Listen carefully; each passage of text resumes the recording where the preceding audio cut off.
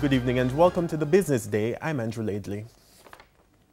Gas prices are going up tomorrow. A litre of 87 and 90 gasoline will sell for $3.06 more. Automotive diesel will increase $1.84 and ultra-low sulfur diesel will go up by $3. $3 will be added to the price of kerosene and propane, while $3 will be shaved off the price of butane. And oil prices traded lower today. Oil prices lost 11 cents to settle at $53.32 per barrel. And currency trading ended today with the US dollar selling for $144.48.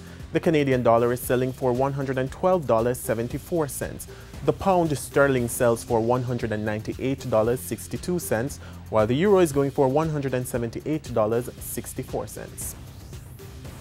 The JSE index lost 1,637 points today, while the junior market index is down 8 points. Among the winners were Salada Foods, JMMB Group 7.25%, G West Corporation, Cargo Handlers, and Main Event. On the losing side were Epley, Blue Power Group, Kingston Properties, Dolphin Cove, and Panjam Investments. And that's the Business Day. I'm Andrew Laidley. Good evening.